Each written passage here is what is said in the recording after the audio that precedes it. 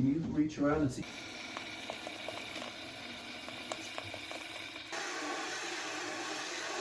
Today I'm installing a toilet, but not just any toilet, a toilet from the future. It's as if a group of people sat around and said, hey, what's wrong with the toilet? How can we make the toilet experience more like a spa treatment? All jokes aside, this toilet has so many features and they all seem to work. You don't think about all the problems that you have on a toilet until you have the solution. So to get started, I'm gonna take out the old toilet and show you how you put in this new futuristic smart toilet. It is the Horow T38P.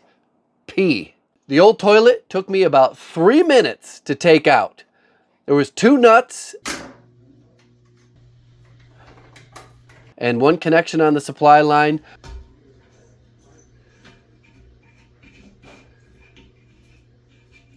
Lift it up, slide it into the trash bag, and off it goes. I didn't even have to shop back the water out of it. I just kind of held it flat and didn't have to worry too much about it. Pop the old wax ring off. Don't usually want to reuse those.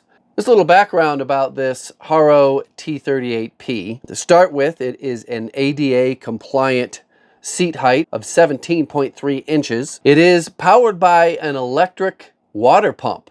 It does not have a tank that uses gravity to flush. It does have a bidet function that we will test out live on camera in just a few minutes.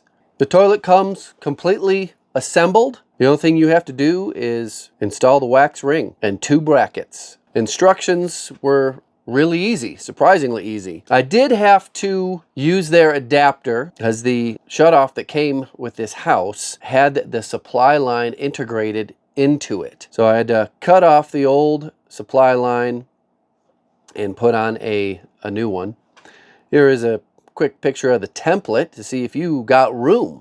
That's something you got to pay attention to make sure your water supply is in the right location and it's not going to hit the toilet. These are these little brackets that I was telling you about, the little white ones right there. They're held in place with the bolts that you normally would hold a traditional toilet with. This is the battery backup. Some of you may have already been wondering, how the heck do you go to the bathroom if the power goes out? You got battery backup.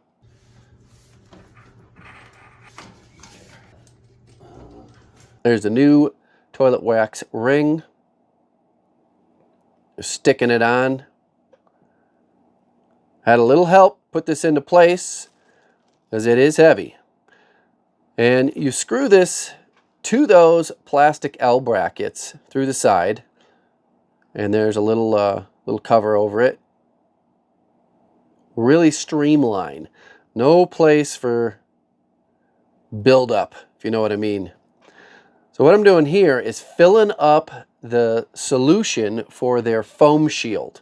And I'll give you a really cool demonstration of what a foam shield is. You can have it set up to put out the foam shield. This was the first foam shield here, so it's just building up a layer of foam over the top of the water so you don't get any splashback. So here I am demonstrating a posterior wash. My hand is on the seat to simulate someone sitting on it. Flushes just as powerful as a traditional toilet. And once you're done, you need to dry off, right? But you don't use toilet paper. You blow dry yourself off with your Horow T38P. Here's another example of the foam shield. The first one was just kind of priming itself.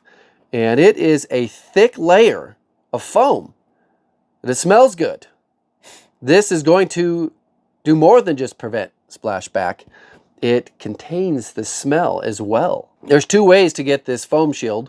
One, you can just sit down and then quick hit posterior on the remote control, or you can set it up to automatically come on when you sit down. And when you first walk up to this thing, it's going to raise the lid and you're ready to sit down and go. It also has a ultraviolet light for sanitization. And if you need to clean it, there's a button on the remote control that says clean. You press that and it sticks out the wand so that you can clean it. Now here's a shot of the remote control. Lots of different options: nozzle position, water pressure, water temperature. Your heated seat has temperature settings. It also has the night light function. This thing looks like a disco party at nighttime. Here's another shot of that ADA compliant seat height, 17.3 inches. Now, if you don't want to use the remote control, this is another way to flush. You can just hit the button on the side. Don't have to worry about the remote control. Just hit the button on the side. You can see you're getting a posterior wash. When you're done, hit the button again, and it goes away. Now, at this point, you can just get up and walk away, and the toilet handles the rest. It flushes by itself, and it closes the lid by itself. No need for you to touch anything. Now, remember I had just told you about the disco party. You can change the ambient light on this, to whatever your mood is. There's a nice light right there on the toe kick, as well as inside is lit up. You might be thinking, why would I want my nasty toilet lit up inside? Well, this isn't a nasty toilet. The way it pre-wets, it makes sure everything slides down and goes away, and you have a clean flush. Nothing's left behind. What do you guys think of that? Now, let me just recap. Heated seat, bidet function, the foam shield. That is an innovation that just never thought about. The lid and the seat that open and close on its own, the kick button in the front. The installation was surprisingly straightforward. Like I said, I did have to replace the shutoff because the one that came with the house had the supply line permanently attached to it, and there was just no way to put the T for the toilet. If you're interested in getting some more information about this Horow T38P, I'll put a link down in the description. Do you guys have smart toilets? I have a feeling you're going to see this toilet in future bathroom remodels on my channel. Are the old style of manually lifting and lowering the lid and seat, are those the days of the past? Tell me about it down in the comments. I'm interested to read your thoughts. Thanks for watching. Goodbye.